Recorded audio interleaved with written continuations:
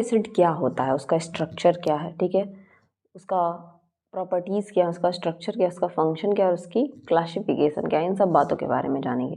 तो देखिए, अगर एक उसमें जाना जाए तो अमीनो एसिड्स क्या होते हैं। अमीनो एसिड जो हैं आपके जनरल एक तरीके से अगर आप कहें तो ये क्या होते हैं, जैसे प्रोटीन आपका बिल्डिंग ब्लॉक होता है उसी तरीके से प्रोटीन बनता किससे है, प्रोटीन इन्हीं अमीनो एसिड से मिलकर बनता है, ठीक है। ये क्या होते हैं, अमीनो एसिड्स क्या होते हैं, माइक्रोमोलिक्यूल्स होते हैं, ठीक है, माइक्रोमोलिक्यूल्स होते हैं, ये कई सारे मिलके क्या बनाते हैं, प्रोटीन का फॉर्मेशन करते हैं। प्रोटीन में आप प्राइमरी स्ट्रक्चर पढ़ेंगे, सेकेंडरी स्ट्रक्चर पढ़ेंगे, टर्सरी स्ट्रक्चर पढ़ेंगे।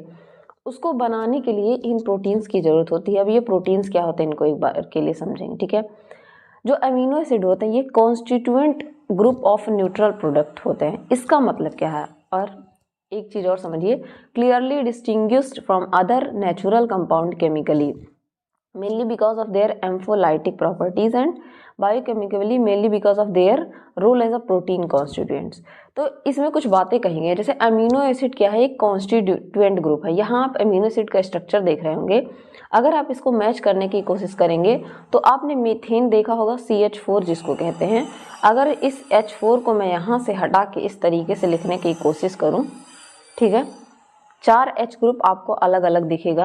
तो ये जो मीथेन का स्ट्रक्चर है ना, ये आपको सिमिलर ये स्ट्रक्चर ऐसे दिखेगा, ठीक है।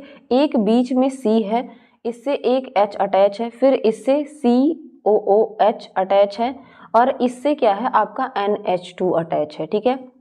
और यहाँ पे नीचे R ग्रुप हमेशा अटैच रहेगा। तो ये क्या है, मीथेन का कॉन्स्टिट्यूएंट है, ठीक है, मीथेन से ही डिराइव्ड है एक तरीके से, ठीक है। तो ये कॉन्स्टिट्यूएंट क्या है, आपका सब्सटेंस है जो कि मीथेन का कॉन्स्टिट्यूएंट है। जिस तरीके से मीथेन में C4 होता है, आपको मैंने बताया कि कार्बन की जो वैलेंसी होती है कितनी होती है, 4 होती है, कार्बन की वैलेंसी 4 होती है, ठीक है। तो कार्बन को 4 बैलेंस करने रहते हैं। तो उसी तरीके से आप अभी आगे कुछ स्ट्रक्चर पढ़ेंगे तो वहाँ पे आप देखेंगे कि ये COOH हमेशा ऐसे ही पाया जाएगा, और NH2, ठीक है। H भी यहाँ पे, ये तीनों ग्रुप इसके क्या होंगे, अगर मैं सबको रब करूँ तो इसके आगे आप देखेंगे कि ये तीनों चीज़ें इसकी, ये हमेशा क्या होंगी, फिक्स रहेंगी। जो भी बदलेगा यहीं पे बदलेगा, ठीक है, जो भी चेंज होगा यहीं पे चेंज होगा, ठीक, यहीं पे ये चेंज होगा बार बार। तो ये क्या होते हैं, कॉन्स्टिट्यूएंट होते हैं, ठीक है। और ये नेचुरली क्या होते हैं, केमिकली और बायोकेमिकली क्या होते हैं, आप इनको अलग कर सकते हैं। एम्फोलिटिक नेचर के होते हैं। एम्फोलिटिक नेचर का मतलब क्या होता है, एम्फो, ठीक है, एम्फोलिटिक का मतलब आप यहीं इसी स्ट्रक्चर में देख सकते हैं, एक आपका बेसिक ग्रुप है, ठीक है, ये बेसिक ग्रुप है, और ये एसिडिक ग्रुप है, ठीक है। एसिटिक एसिड पढ़ते हैं CH3COOH, तो COH क्या है, ये एसिडिक ग्रुप है, और दूसरा बेसिक ग्रुप है। तो ये क्या होते हैं, केमिकली क्या होते हैं, अरे सॉरी, एम्फोलिटिक नेचर के होते हैं। एक ही में एसिड और एक ही में बेस, दो चीज़ें एक साथ पाई जाती है, ठीक है। और ये क्या करते हैं, प्रोटीन बनाने का काम करते हैं। एक अमीनो एसिड जो होता है कार्बोक्सिल ग्रुप, जैसा कि मैंने दिखाया, पाया जाता है। An aliphatic primary amino group, एक अमीनो ग्रुप पाया जाता है, और alpha position of the carboxyl group and with characteristic stereochemistry, ठीक है। तो एक बात आप जानिए कि इनको अल्फा अमीनो एसिड कहते हैं, क्योंकि एक ही कार्बन से क्या होते हैं, 4 डिफरेंट ग्रुप अटैच होते हैं, और ये इस वाले कार्बन से क्या होता है, कार्बोक्सिलिक एसिड अटैच होता है। इसी वजह से इनको क्या कहते हैं, alpha amino acid, alpha group कहते हैं। आप सभी पढ़ेंगे, अल्फा भी आपने पढ़ा, C alpha amino acid, C alpha, इसको अल्फा कहते हैं, ठीक है, क्या कहते हैं, अल्फा। तो एक कार्बन कंपाउंड से जब 4 डिफरेंट ग्रुप जुड़े होते हैं तो उन्हें क्या कहते हैं, अल्फा अमीनो एसिड ग्रुप जुड़े रहते हैं। या एक कार्बन से जब एक तरफ COOH ग्रुप एसिडिक और एक बेसिक ग्रुप जुड़ा होता है तो हम इनको क्या कहते हैं, आपके अल्फा कार्बन कहते हैं। तो एक अमीनो एसिड क्या होता है, carboxylic containing N aliphatic primary amino group and alpha position of the two the carboxylic group, ठीक है। दूसरी तरफ क्या होता है, कार्बोक्सिलिक ग्रुप होता है। प्रोटीन जो होते हैं आपके, वो 20 अमीनो एसिड से मिलकर बने होते हैं। अगर आप पूरे नेचर में देखेंगे कि 300 से ज़्यादा अमीनो एसिड पाए जाते हैं, लेकिन केवल 20 अमीनो एसिड ही प्रोटीन का फॉर्मेशन करते हैं। इनको स्टैंडर्ड अमीनो एसिड कहा जाता है, क्योंकि आपने जेनेटिक कोड पढ़ा होगा, वो जेनेटिक कोड इन्हीं 20 अमीनो एसिड को ही बस क्या करता है, कोड करता है। इसी वजह से यही बस 20 अमीनो एसिड प्रोटीन बनाने में फॉर्मेशन करते हैं, और इनको हम क्या कहते हैं, स्टैंडर्ड अमीनो एसिड। क्या कहते हैं, स्टैंडर्ड अमीनो एसिड बोलते हैं, ठीक है। अदर अमीनो एसिड जो होते हैं मॉडिफाइड अमीनो एसिड, उनको कहते हैं protein has been synthesized by, protein उनसे बनाया जा सकता है लेकिन पहले पोस्ट ट्रांसलेशनल मॉडिफिकेशन करना पड़ेगा, ठीक है। जैसे आपने post translational modification transcription translation में पढ़ा होगा, तो इनका पोस्ट ट्रांसलेशनल मॉडिफिकेशन करना पड़ता है। कुछ अदर जो आपके अमीनो एसिड प्रेजेंट होते हैं लिविंग ऑर्गेनिज्म में, लेकिन ये कॉन्स्टिट्यूएंट ऑफ प्रोटीन नहीं होते, प्रोटीन के कॉन्स्टिट्यूएंट नहीं होते हैं। होपफुली इतनी चीज़ें आपको समझ में आई होंगी। अब कुछ बेसिक हम प्रॉपर्टीज जान लेते हैं इसके प्रोटीन के बारे में, सॉरी अमीनो एसिड के बारे में। अमीनो एसिड क्या होता है, अमीनो एसिड कलरलेस होते हैं, ठीक है। क्रिस्टलाइन सॉलिड, अभी तक ऊपर आपने देखा क्रिस्टलाइन सॉलिड नहीं थे कोई, ये क्या होता है, लिपिड क्रिस्टलाइन सॉलिड नहीं था, ये क्रिस्टलाइन सॉलिड होता है। All amino acid have high melting point greater than 200, इनका मेल्टिंग पॉइंट, ठीक है, MP, किस टेम्परेचर पे ये मेल्ट होंगे वो काफ़ी ज़्यादा होता है, मतलब 200 के टेम्परेचर पे कहीं जाके ये मेल्ट होते हैं, ठीक है। सॉल्युबिलिटी की अगर मैं बात करूं तो ये क्या होते हैं, सॉल्युबल होते हैं वाटर में, ठीक है, they are soluble in water, slightly alcohol में कुछ हद तक सॉल्युबल होते हैं, और बहुत डिफिकल्टी से ये मेथनॉल, एथेनॉल और प्रोपेनॉल में डिसॉल्व होते हैं। जो R group of amino acid होता है और जो pH ऑफ सॉल्वेंट होता है, इस बात पे डिपेंड होगा कि वो सॉल्युबल है कि नहीं। जो आपने देखा कि C से COOH, इधर NH3 और यहाँ पे H, और नीचे क्या था, R ग्रुप, इस R ग्रुप की स्ट्रक्चर पे, ठीक है, इस R ग्रुप पे डिपेंड करेगा, और इसका pH क्या है इस बात पे डिपेंड करेगा कि वो कितना सॉल्युबल है किस चीज़ में, ठीक है। हीट करने पे क्या होता है, हाई टेम्परेचर ये देता है, दे डिकम्पोज, और ये डिकम्पोज हो जाते हैं, ठीक है। ऑल अमीनो एसिड, सारे अमीनो एसिड को छोड़कर, सारे अमीनो एसिड एक्सेप्ट ग्लाइसिन, केवल ग्लाइसिन को छोड़कर ऑप्टिकली एक्टिव होते हैं। सारे अमीनो एसिड क्या होते हैं, ऑप्टिकली एक्टिव होते हैं, केवल और केवल ग्लाइसिन को छोड़कर, ठीक है। पेप्टाइड बॉन्ड फॉर्मेशन की बात करें तो देखिए, जब दो अमीनो एसिड को आप मिलाएंगे, अभी मैं आगे स्ट्रक्चर आपको दिखा भी दूंगी, तो एक बॉन्ड बनता है CONH। अगर मैं बना के दिखाऊं यहाँ पे इस तरीके से, ये हो गया आपका एक अमीनो एसिड C, यहाँ पे H, यहाँ पे कोई R ग्रुप, यहाँ पे आपका NH2 और यहाँ पे COOH, फिर यहाँ पे आया आपका दूसरा ग्रुप NH2C, यहाँ पे आपका कोई R ग्रुप, ठीक है, यहाँ पे आ गया COOH, ठीक है, और यहाँ पे आपका H। अब यहाँ पे जो जब इनमें बॉन्ड बनता है, जिसको कि हम पेप्टाइड बॉन्ड कहते हैं, वो कैसे बनता है, जब यहाँ से H2O रिलीज होता है। अगर मैं एक चीज़ करूँ यहाँ पे फॉर कन्विंस, इसको यहाँ से हटा के, ठीक है, पूरे को हटा देती हूँ, इसको यहाँ से हटा के मैं क्या करूँ, H, एक H इधर हो गया, N, और एक H इधर हो गया, ठीक है, इस तरीके से लिख दूँ। और इसमें से मैं क्या करूँ, फिर इसमें से मुझे हटाना है ये OH और इसका H, ठीक है। इस तरीके से जब मैं रिलीज करूँगी तो यहाँ से क्या निकलेगा, H2O। अब यहाँ पे बची क्या क्या चीज़ें, ठीक है, यहाँ पे बच गया CO बच गया, और यहाँ पे बच गया NH, ठीक है, CONH। ये जो बॉन्ड होता है ना, इसी को हम क्या कहते हैं, इसी को हम कहते हैं peptide bond. This bond is called peptide bond, जो किसके बीच में बनता है, जो आपके अमीनो एसिड, कभी कभी पूछ लेता है, जैसे ग्लाइकोसिडिक बॉन्ड कार्बोहाइड्रेट के बीच में, ठीक है, एस्टर बॉन्ड लिपिड के बीच में। तो पेप्टाइड बॉन्ड कहाँ बनता है, प्रोटीन्स के, अमीनो एसिड के बीच में, ठीक है। और हमेशा एक बात याद रखिएगा, पेप्टाइड बॉन्ड को कैलकुलेट, मान लीजिए 10 पेप्टाइड बॉन्ड एक साथ जुड़ा है, ठीक है, 10 अमीनो एक साथ जुड़े हैं तो 9 पेप्टाइड बॉन्ड बनेगा। क्यों, क्योंकि क्या होता है, पहले और दूसरे के बीच में एक ही तो पेप्टाइड बॉन्ड बन रहा है, तो इसी तरीके से दूसरे और तीसरे के बीच में मान लीजिए इस तरीके से एक और एक, इसके बीच में एक पेप्टाइड बॉन्ड, फिर दूसरा पेप्टाइड बॉन्ड, फिर तीसरा, फिर चौथा, फिर पांचवा। तो इस तरीके से यहाँ अमीनो एसिड आपने यूज़ किया 1 2 3 4 5, लेकिन 6, लेकिन पेप्टाइड बॉन्ड कितने मिलेंगे आपको, 1 2 3 4 5। तो इसके लिए एक फार्मूला होता है पेप्टाइड बॉन्ड के लिए, N, जिसका मतलब होता है नंबर ऑफ अमीनो एसिड -1 कर दीजिए, आपको पेप्टाइड बॉन्ड का फार्मूला, पेप्टाइड कितने बॉन्ड है पता चल जाएगा। तो इस फार्मूला को आप लिख लीजिएगा, how to calculate for peptide bond, तो N-1, जहाँ पे N का मतलब अमीनो एसिड होता है, ठीक है। जितने अमीनो एसिड रहेंगे उसमें से एक घटा दीजिएगा। होपफुली आपको समझ में आ गया होगा पेप्टाइड बॉन्ड कैसे बनता है। सेम बात यहाँ पे लिखी हुई है कि अमीनो एसिड में क्या करता है, पेप्टाइड बॉन्ड जो बनता है वो कैसे बनता है, कोवैलेंट बॉन्ड होता है। ये कोवैलेंट बॉन्ड का फॉर्मेशन होता है अल्फा अमीनो ग्रुप, एक का अमीनो ग्रुप दूसरे के अल्फा कार्बोक्सिलिक ग्रुप से अटैच होता है, CONH का लिंकेज बनता है और इसी को हम क्या कहते हैं, पेप्टाइड बॉन्ड कहते हैं। ये प्लानर होते हैं और पार्शियली आयनिक होते हैं। ठीक है, प्लेनर होते हैं, एक प्लेन पे पाए जाते हैं और पार्शियली आयनिक होते हैं। ठीक, अब कुछ केमिकल प्रॉपर्टीज होती हैं इनकी, जैसे ज्विटर आयनिक। ज्विटर आयनिक का मतलब होता है जब एक ही आपके, ज्विटर आयन का मतलब होता है, अगर इस स्ट्रक्चर से आप समझना चाहें, यहाँ पे क्या हो, ये COH इसका रिमूव होके क्या हो, ये आपके आ जाए COOO माइनस। ठीक है, यहाँ पे H नीचे R और यहाँ पे NH3 प्लस हो जाए। ठीक है, इसको हम कहते हैं ज्विटर आयनिक फॉर्म। अब ये अपने क्या है, बेसिक फॉर्म में है। ठीक है, और ये अपने एसिडिक फॉर्म में है। इस तरीके के स्ट्रक्चर को हम ज्विटर आयन कहते हैं। अब ये एक इलेक्ट्रॉन ले सकता है और ये आपका ये आपका दे सकता है और ये ले सकता है, इस तरीके से ये काम करेंगे। ठीक है, इस तरीके के स्ट्रक्चर को हम ज्विटर आयन कहते हैं। अब ज्विटर आयन यही बात लिखी हुई है, zwitter ion is a molecule with functional group है ना, COO माइनस और NH3 minus, at least one has positive charge और दूसरे के पास नेगेटिव इलेक्ट्रिकल चार्ज था। Net charge of entire molecule, जब एक तरफ पॉजिटिव है एक तरफ नेगेटिव है तो नेट चार्ज कितना हो जाएगा, 0 हो जाएगा। ठीक है, 0 हो जाता है।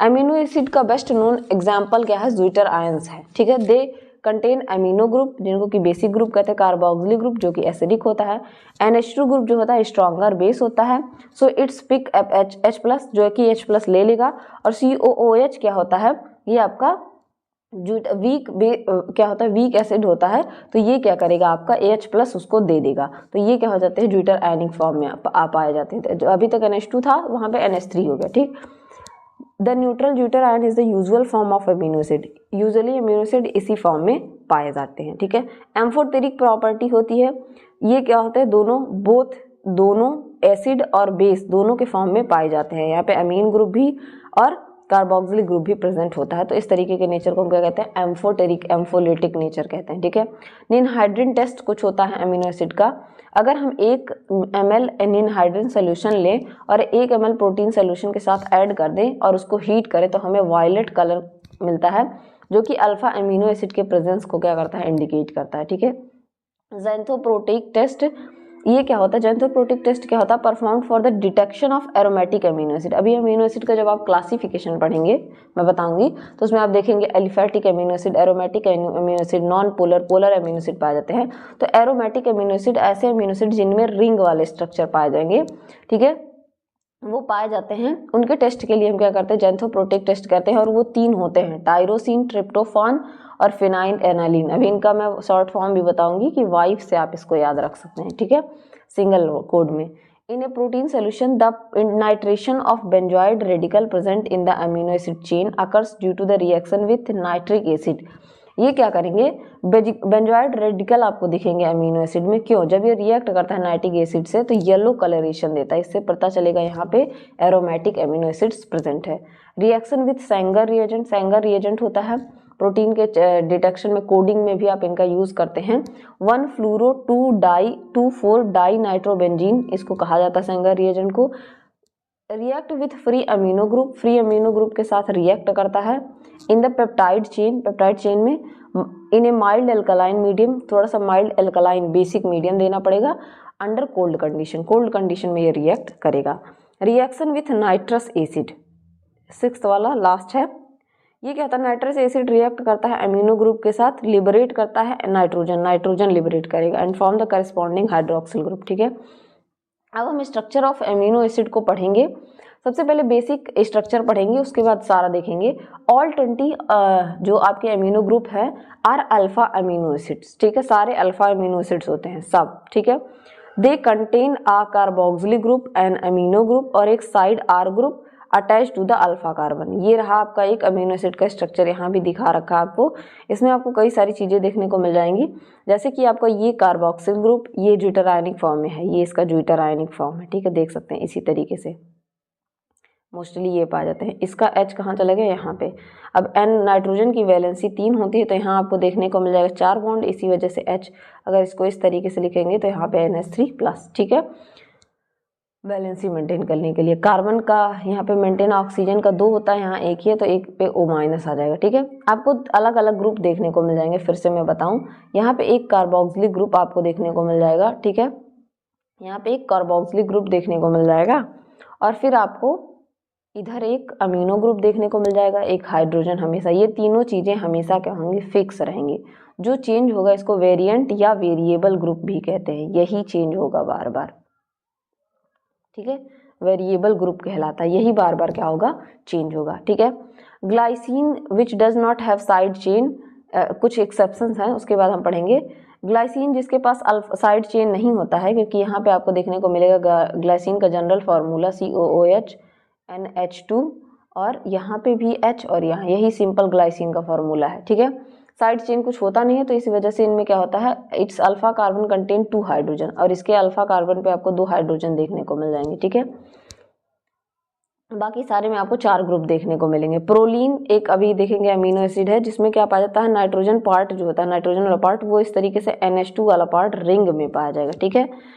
तो सारे अमीनो एसिड में क्या होंगे कि आपके 4 ग्रुप्स पाए जाएंगे, और R क्या होगा, अलग अलग पाया जाएगा, यही बात लिखी गई है। तो सारे 20 अल्फा अमीनो एसिड जो होते हैं, वो जो होते हैं आपके ग्लाइसिन को छोड़कर L कॉन्फ़िगरेशन में पाए जाते हैं। DL इसमें भी होता है, L कॉन्फ़िगरेशन में पाए जाते हैं। As for all but one amino acid alpha carbon is asymmetrical carbonated. जैसे ग्लाइसिन क्या है, बाकी सारे में 4 ग्रुप है अलग अलग, तो सारे क्या है, आपके सिमेट्रिकल कार्बोनेटम है, ठीक है, एसिमेट्रिकल कार्बोनेटम है, ठीक है।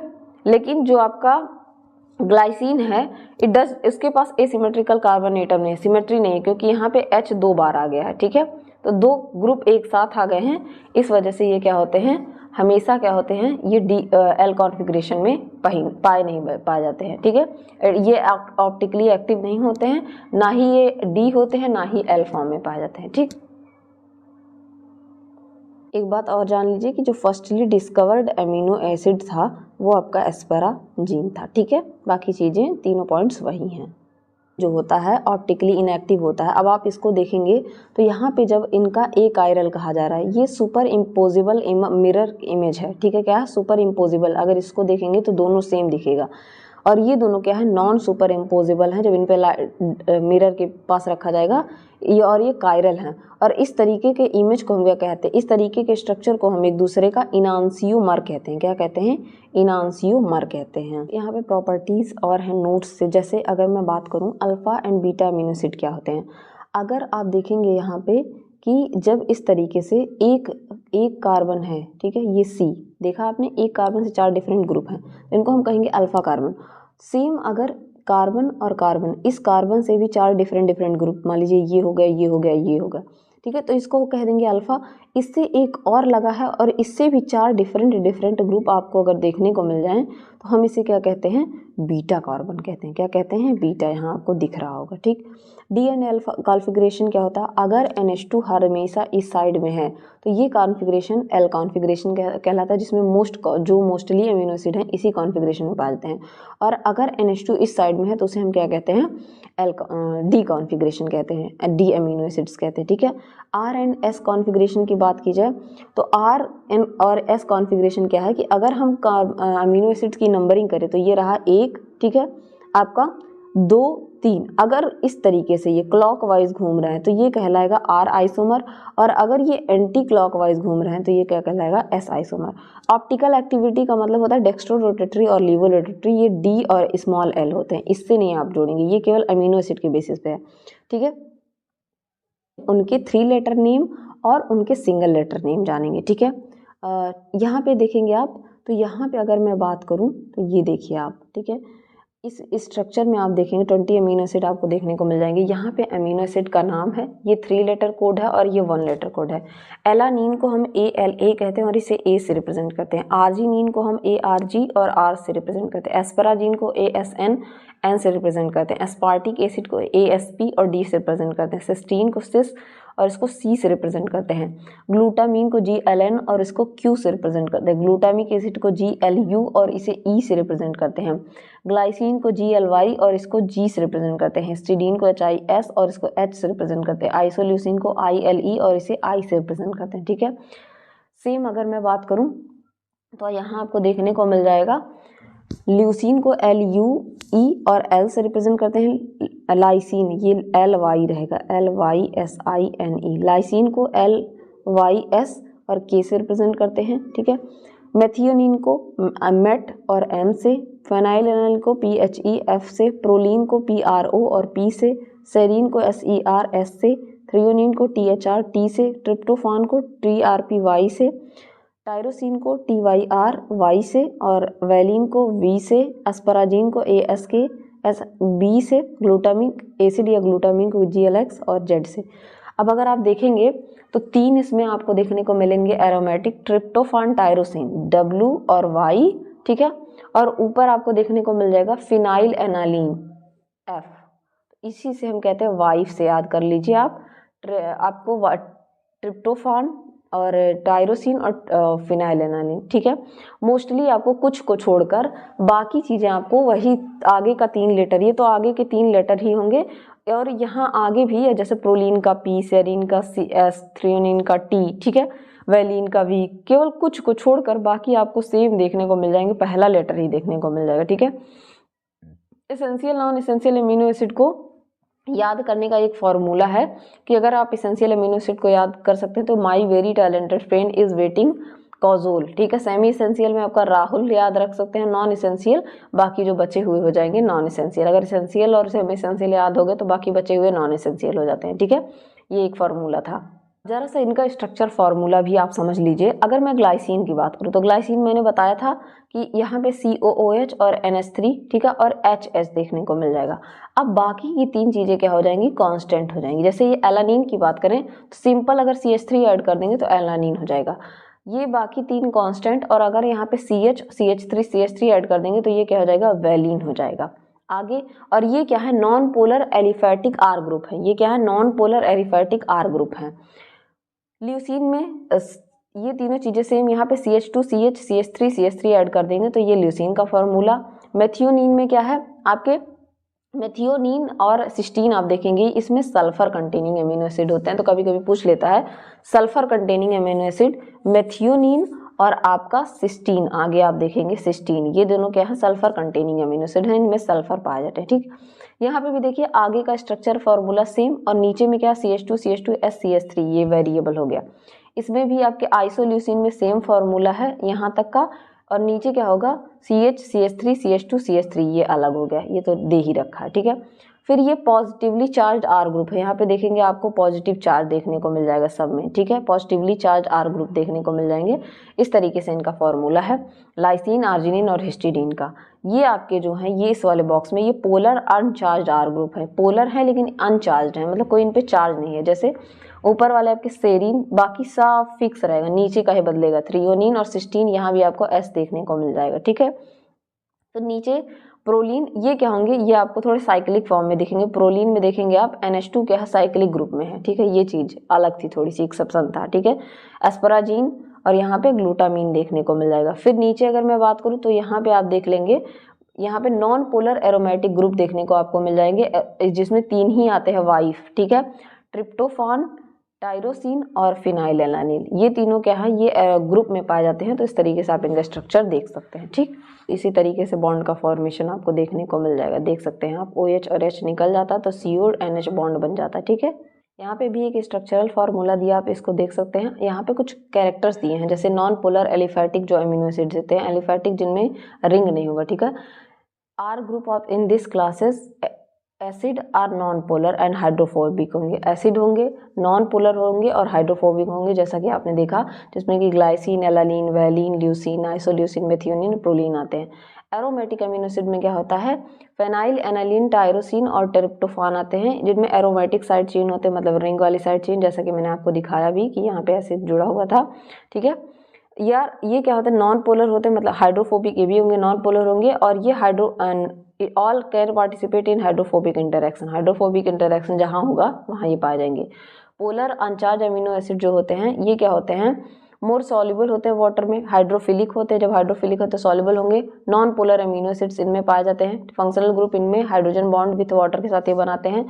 एग्जाम्पल के लिए serine, threonine, cysteine, asparagine, glutamine पाए जाते हैं, ठीक है। एसिडिक अमीनो एसिड जिनमें एसिड ग्रुप पाया जाएगा, ठीक है, एसिडिक और नेगेटिवली चार्ज होगा, जैसे ग्लूटामिक एसिड, एस्पार्टिक एसिड, नाम ही है acid.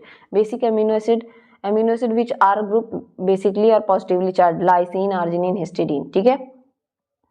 Classification of amino acid इस तरीके से किया गया है। इसेंशियल, नॉन इसेंशियल आपसे पूछा था, तो इसेंशियल के लिए मैंने फॉर्मूला ट्रिक भी आपको दिखाया है कि माई वेरी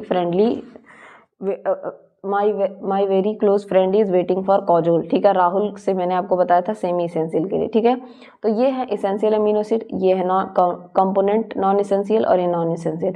इसेंशियल का मतलब ऊपर भी मैंने बताया था, जिस चीज़ की हमें ज़रूरत है, क्या है, नीड है, जिस चीज़ की हमें आवश्यकता है, नीड है, ठीक है, मतलब उसे हमें क्या लेना होगा, आउटसाइड, यानी कि बाहर से लेना पड़ेगा, तो वो क्या कहलाता है, इसेंशियल अमीनो एसिड कहलाता है। ये कुल 9 है, जिसमें नाम आपको histidine, isoleucine, leucine, lysine, methionine, phenylalanine, threonine, tryptophan, valine, ठीक है। और नॉन इसेंशियल अमीनो एसिड आपके 11 हैं, ठीक है। टोटल यहाँ पे नाम आपके मेंशन कर रखे हैं इस तरीके से यहाँ पे, ठीक है, जिनको हमको क्या होना, ये हमारी बॉडी में फॉर्म होते हैं, दे हमारी बॉडी में फॉर्म होते हैं, ठीक है, they are formed in our body. Classification of amino acid on the basis of metabolic rate पे के हिसाब से कुछ ग्लूकोजेनिक होते हैं, कुछ ग्लूकोजेनिक एंड कीटोजेनिक होते हैं, और कीटोजेनिक अमीनो एसिड होते हैं, उनके नाम दिए हैं, ठीक है। यहाँ पे glucogenic amino acid, the amino acid serve as a precursor of gluconeogenesis.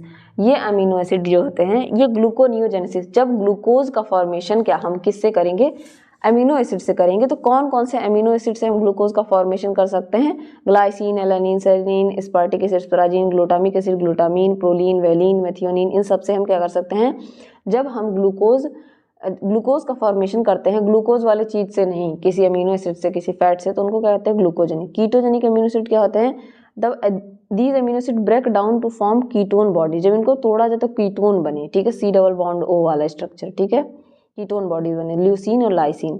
Both ऐसे कौन से अमीनो एसिड हैं जो कीटोजेनिक और ग्लूकोजेनिक दोनों हैं, तो वो आपके हो जाएंगे आइसोल्यूसिन, फिनाइलएलानाइन, ट्रिप्टोफान और टायरोसिन, ठीक है।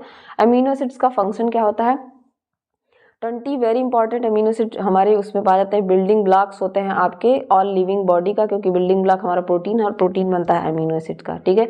Linear sequence of amino acid residue, ये पॉलीपेप्टाइड चेन का फॉर्मेशन करते हैं। 3D कॉन्फ़िगरेशन ऑफ भी प्रोटीन पाया जाता है, और आप देखेंगे क्वाटर्नरी स्ट्रक्चर भी पाया जाता है, ठीक है। अमीनो एसिड जो होते हैं are imperative of for sustaining the health of the human body, ठीक है, ह्यूमन के हेल्थ के लिए बहुत ज़्यादा जरूरी होते हैं। ये क्या करते हैं, प्रोडक्शन ऑफ हार्मोन करते हैं, स्ट्रक्चर ऑफ मसल बनाते हैं, ह्यूमन नर्वस सिस्टम को हेल्दी रखने का काम करते हैं, ह्यूमन हेल्थ में वाइटल ऑर्गन में ये काफ़ी रोल प्ले करते हैं, नॉर्मल सेलुलर स्ट्रक्चर का ये काम करते हैं, ठीक है। अमीनो एसिड जो होते हैं यूज़ होते हैं वेरियस टिश्यू में टू सिंथेसाइज प्रोटीन को बनाने के लिए इनका यूज़ किया जाता है, to produce nitrogen containing compound, जैसे कि प्यूरिन, हीम, केराटिन और एपिनेफ्रिन, इन सब को बनाने में क्या होता है, प्रोटीन का हम यूज़ करते हैं। ये ऑक्सीडाइज होकर एनर्जी भी प्रोड्यूस करते हैं, ठीक है। The breakdown of both dietary and tissue protein yields nitrogen containing substrate and carbon skeleton. अगर हम डाइटरी प्रोटीन को क्या करते हैं, ब्रेकडाउन उनका करेंगे, तो हमको नाइट्रोजन कंटेनिंग सबस्ट्रेट, नाइट्रोजन से बने हुए कुछ सबस्ट्रेट और कार्बन स्केलेटन, कार्बन का ढांचा मिलेगा, ठीक है। 6th में देखें तो नाइट्रोजन कंटेनिंग जो आपके सबस्ट्रेट होते हैं ये biosynthesis of purine, pyrimidine, neurotransmitter, hormone, porphyrins और नॉन एसेंशियल अमीनो एसिड में यूज हो जाते हैं। और कार्बन स्केलेटन को हम फ्यूल की तरह यूज कर लेते हैं सिट्रिक एसिड साइकिल में, ग्लूकोनियोजेनेसिस में, और used and fatty acid synthesis में इसका यूज कर लेते हैं, ठीक है। और अमीनो एसिड से ही क्या बनते हैं, ये रहा अमीनो एसिड को हम ऐसा भी लिख सकते हैं, अमीनो एसिड और इससे मिलकर क्या बनेगा, प्रोटीन। तो अब हम पढ़ेंगे प्रोटीन का स्ट्रक्चर, लेवल ऑफ ऑर्गेनाइजेशन, सारी चीज़ें क्या होती हैं, ठीक है। तो प्रोटीन की अगर हम बात करें तो प्रोटीन का ऑर्गेनाइजेशन सबसे पहले क्या होता है, इस तरीके से प्राइमरी स्ट्रक्चर में होता है, ठीक है। फिर आप हेलिक्स के फॉर्म में देखेंगे जो कि इसका सेकेंडरी स्ट्रक्चर कहलाता है। फिर आप इसको राउंडेड फॉर्म में देखेंगे जो टर्सरी स्ट्रक्चर कहलाता है। फिर कई सारी चेन, इस तरीके से 4 चेन जुड़ के इसके क्वाटर्नरी स्ट्रक्चर बनाती हैं।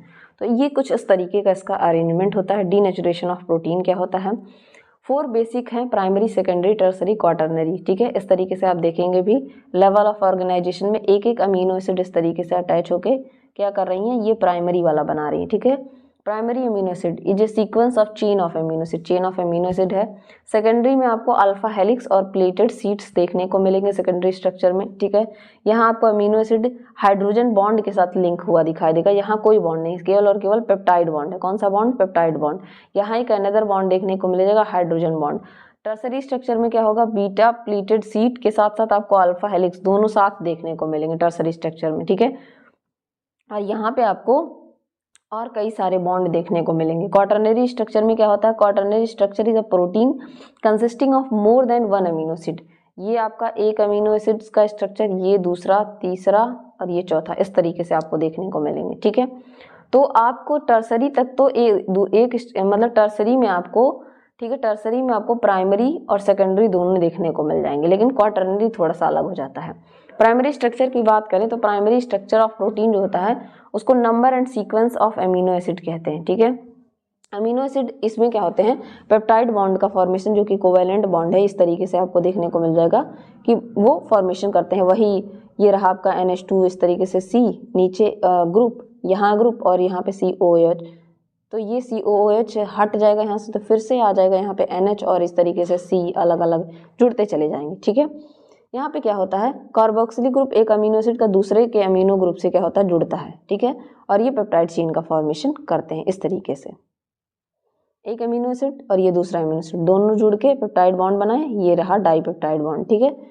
और अगर 3 जुड़ते तो ट्राइपेप्टाइड। इसी तरीके से आगे ये अगर मैं इसको बढ़ाते जाऊँ तो ये आगे ऐसे कंटिन्यू होता जाएगा और एक लंबी सी चेन बनाता है, ठीक। ये देख सकते हैं, इस तरीके से इसको रिप्रेजेंट करते हैं। Peptide bond has a partial double bond character, it is rigid and planar, O and H are trans in position, ठीक है। रिजिड होता है, प्लानर होता है और O और H जो होते हैं ट्रांस पोजिशन पे पाए जाते हैं, ठीक है। O and H are trans position, ठीक है, एक दूसरे के opposite. Peptide bond is equal to chain of amino acid, ठीक है। जितने पेप्टाइड बॉन्ड होंगे, peptide is equal to chain of amino acid. Peptide का मतलब चेन ऑफ अमीनो एसिड होता है, इसी को हम पॉलीपेप्टाइड देखेंगे। 1 2 3 4 अमीनो एसिड हैं और इसको हम क्या कह रहे हैं, पॉलीपेप्टाइड चेन कह रहे हैं। और यही क्या कहलाता है, हमारा प्राइमरी अमीनो एसिड्स कहलाता है, ठीक। नेक्स्ट की बात करें तो प्रोटीन का सेकेंडरी स्ट्रक्चर, कुछ स्ट्रक्चर देखने को मिलेंगे जैसे अल्फा हेलिक्स जो कि हमेशा राइट हैंडेड फॉर्म में ही पाया जाता है, बीटा कन्फर्मेशंस और लूप्स आपको देखने को मिल जाएंगे, ठीक है। अगर अल्फा हेलिक्स की बात करें तो ये एक राइट हैंडेड, हमेशा राइट हैंडेड होता है। Peptide bonds are parallel along to the long axis of alpha helix, parallel में पाया जाता है। And R groups of the amino acid residue protrude outward, और आर ग्रुप बाहर की तरफ निकला रहेगा फ्रॉम बैकबोन, इस तरीके से आर ग्रुप बाहर, और ये एक दूसरे के पैरेलल पाए जाएंगे, ठीक है।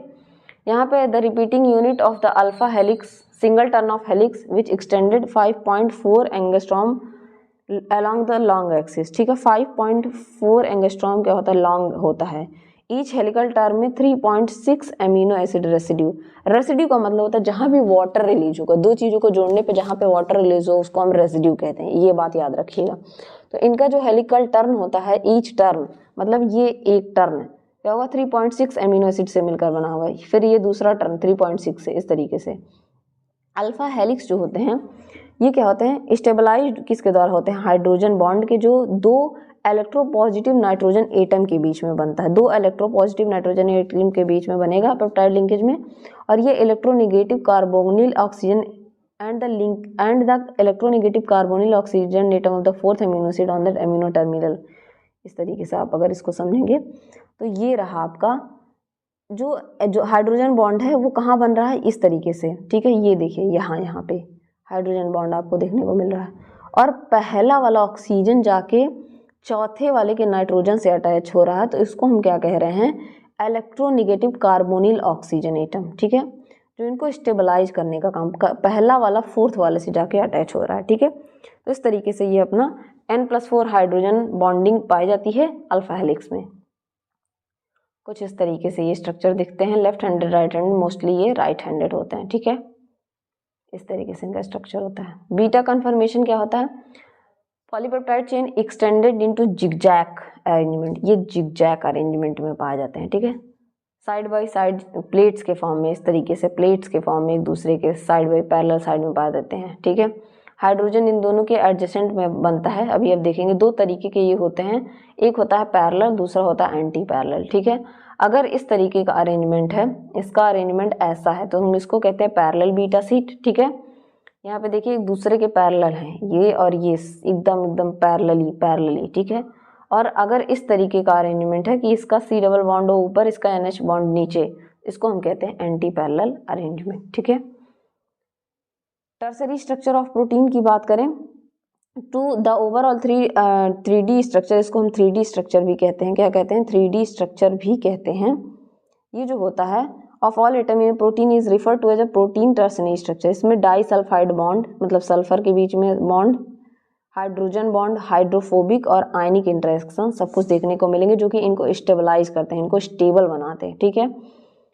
इस तरीके का इनका स्ट्रक्चर अगर आप देखेंगे तो यहाँ आपको सारे बॉन्ड देखने को मिल जाएंगे। ऊपर की तरफ हाइड्रोफोबिक बॉन्ड, ये आपका पॉलीपेप्टाइड बैकबोन हो गया। यहाँ पे हाइड्रोजन बॉन्ड देखने को मिल जाएगा, यहाँ पे सल्फर डाइसल्फाइड ब्रिज देखने को मिल जाएगा, यहाँ पे पॉजिटिव नेगेटिव के बीच तो आयनिक बॉन्ड। इस तरीके से इनमें आपको बॉन्ड्स देखने को मिल जाएंगे जो इनको स्टेबलाइज करते हैं। क्वाटरनरी स्ट्रक्चर ऑफ प्रोटीन की बात करें तो सम प्रोटीन्स कंटेन 2 और मोर सेपरेट पॉलीपेप्टाइड चेन और सब यूनिट्स, ठीक है। 2 या 2 से अधिक पॉलीपेप्टाइड चेन या सब यूनिट बनाते हैं, जिनको कि ऑलिगोमेरिक प्रोटीन कहते हैं, ठीक है। विच मे बी आइडेंटिकल और डिफरेंट, जो आइडेंटिकल भी हो सकते हैं, डिफरेंट भी हो सकते हैं। द अरेंजमेंट, इसका एग्जाम्पल लिख लीजिएगा, इसका एग्जाम्पल है मायोग्लोबिन, ठीक है, मायोग्लोबिन, इसका एग्जाम्पल आप लिख लीजिएगा, मायोग्लोबिन है।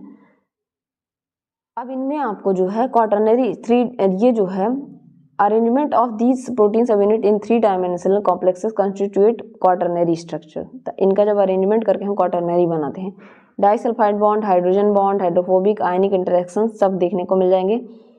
हीमोग्लोबिन इसका एग्जाम्पल है। इसके एग्जाम्पल की अगर मैं बात करूँ तो हीमोग्लोबिन इसका एग्जाम्पल है। ये 4 पॉलीपेप्टाइड चेन से मिलकर बना होता है। 2 अल्फा सब यूनिट होती हैं इसमें, 2 अल्फा सब यूनिट होती हैं और 2 बीटा सब यूनिट से मिलकर ये बना होता है, ठीक है। मतलब इस तरीके से अगर 2 अल्फा सब यूनिट है तो अगर मैं कलर चेंज कर दूं तो 2 आपकी बीटा सब यूनिट से मिलकर ये बना होता है, ठीक है। Polypeptide chain and 4 heme prosthetic group इसमें पाए जाते हैं। आपको पता है हीमोग्लोबिन में हीम प्रोस्थेटिक ग्रुप पाया जाता है, एंजाइम्स में आप पढ़ेंगे। तो प्रोटीन पोर्शन कॉल्ड ग्लोबिन, जो प्रोटीन वाला पोर्शन है उसको ग्लोबिन कहते हैं। Consist of 2 alpha chain and 2 beta chain, ठीक है। जो प्रोटीन वाला पोर्शन है वो 2 अल्फा और 2 बीटा चेन से जुड़ा होता है और इसमें 4 प्रोस्थेटिक ग्रुप इस तरीके से क्या होते हैं, अटैच होते हैं। अगर स्ट्रक्चर आप देखना चाहें, ये बीटा 1 और ये बीटा 2 ऊपर वाली ये वाली यूनिट हो गई, और ये अल्फा 1 और अल्फा 2 और बीच में आपको हीम ग्रुप सब में देखने को मिल जाएंगे, जो कि ये क्या है, प्रोस्थेटिक ग्रुप है, ठीक है। ये देखने को मिल जाएगा आपको, ठीक। नेचर भी हम कर सकते हैं, मतलब ये जो स्ट्रक्चर है क्वाटरनरी, इसको डीनेचर भी कर सकते हैं, मतलब सीधा भी कर सकते हैं, ठीक है। Change in the proteins environment can bring about structural change, ठीक है। इन protein that can loss the function, इसकी डीनेचरेशन की वजह से फंक्शन भी जा सकता है। इसको हम डीनेचर कैसे कर सकते हैं, खूब ज़्यादा हीट दे दीजिए, खूब ज़्यादा पीएच कर दीजिए, ऑर्गेनिक सॉल्वेंट जैसे कि अल्कोहल और एसीटोन का यूज़ कर दीजिए, सॉलिड जैसे कि यूरिया और डिटर्जेंट का यूज़ कर दीजिए, तो ये क्या हो जाएगा, डीनेचर हो जाएगा, ठीक है। डीनेचुरेशन ऑफ प्रोटीन जो है हीट और इफेक्ट क्या करता है, हाइड्रोजन बॉन्ड को तोड़ देता है। एक्सट्रीम पीएच की वजह से इनका नेट चार्ज जो होता है वो चेंज हो जाता है, इलेक्ट्रोस्टैटिक रिपल्सन होगा, जिसकी वजह से हाइड्रोजन बॉन्ड का डिस्ट्रप्शन हो जाएगा। Organic solvent urea and detergent disturb the hydrophobic interaction, इनकी हाइड्रोफोबिक इंटरेक्शन को तोड़ देंगे और ये क्या हो जाएंगे, स्ट्रेट फॉर्म में आ जाएंगे। एक चीज़ रह गया था सिंपल एंड कॉन्जुगेट प्रोटीन, ठीक है। तो सिंपल प्रोटीन और कॉन्जुगेट प्रोटीन में हम डिफरेंस देख लेते हैं। जो सिंपल प्रोटीन होते हैं, the simplest made up of amino acid units only joined by polypeptide bond. तो इसमें क्या होगा, एक अमीनो एसिड दूसरे अमीनो एसिड से तीसरे अमीनो एसिड से जुड़ेगा और पॉलीपेप्टाइड बॉन्ड से जुड़ेगा, ठीक है। अगर हम इनका हाइड्रोलिसिस करते हैं तो they yield mixture of amino acid and nothing else. तो इनमें केवल और केवल आपको अमीनो एसिड ही देखने को मिलेगा, जैसे कि एल्ब्यूमिन्स हो गए, ग्लोबुलिन्स हो गए, ग्लूटिन्स हो गए, अल्ब्यूमिनाइड्स। कॉन्जुगेटेड प्रोटीन क्या होते हैं कि यहाँ पे composed of simple protein combined with non protein substance. जैसा कि आपने हीमोग्लोबिन में देखा कि वहाँ पे एक प्रोस्थेटिक ग्रुप भी दिख रहा था ना, द नॉन प्रोटीनेशियस सबस्टेंस, जिसको कि प्रोस्थेटिक ग्रुप कह रहे हैं, या कोफैक्टर। प्रोटीन के साथ क्या था, एक कोफैक्टर अटैच था, प्रोटीन के साथ एक कोफैक्टर अटैच था। तो इस तरीके के प्रोटीन को क्या कहते हैं, कॉन्जुगेटेड प्रोटीन, जिसमें आपके न्यूक्लियर प्रोटीन, ग्लाइकोप्रोटीन, प्रोटीन के साथ न्यूक्लिक एसिड हो सकता है, ग्लाइकोप्रोटीन मतलब प्रोटीन के साथ ग्लूकोज हो सकता है, फॉस्फोप्रोटीन मतलब प्रोटीन के साथ फॉस्फोरस हो सकता है, और हीमोग्लोबिन तो देखा ही आपने, ठीक है। उसी तरीके से कुछ डिराइव्ड प्रोटीन होते हैं। Derived protein not naturally occurring, naturally ये नहीं पाए जाते हैं। ये सिंपल प्रोटीन को एंजाइमेटिक एक्शन के द्वारा और केमिकल एजेंट का यूज करके हम सिंपल प्रोटीन से इसको बनाते हैं, और इनके हाइड्रोलिसिस पे ये प्रोटीन बनाते हैं। जैसे पेप्टोन्स हो गए, पेप्टाइड्स हो गए, प्रोटीएज हो गए, ये क्या है, डिराइव्ड प्रोटीन है। होपफुली इनमें आपको डिफरेंस समझ में आ गया होगा। कुछ इस तरीके के आपके फाइबरस प्रोटीन दिखते हैं, ये ग्लोबुलर प्रोटीन है और ये कॉन्जुगेटेड प्रोटीन है, ठीक है। तो होपफुली आपको ये बातें समझ में आ गई होंगी, ठीक है। तो आप स्ट्रक्चर ऑफ प्रोटीन तो आपने समझा ही कि किस तरीके से पाया जाता है। तो इस तरीके से आज का लेक्चर यहीं पे क्या होता है, फिनिश होता है। और अगर आपको कोई क्वेरी या प्रॉब्लम होती है तो आप कमेंट सेक्शन में ज़रूर पूछिए, हम आपको बताने की कोशिश करेंगे। तब तक के लिए पढ़ते रहिए। थैंक यू एवरीवन, ठीक है। कंप्लीट कर देती हूँ।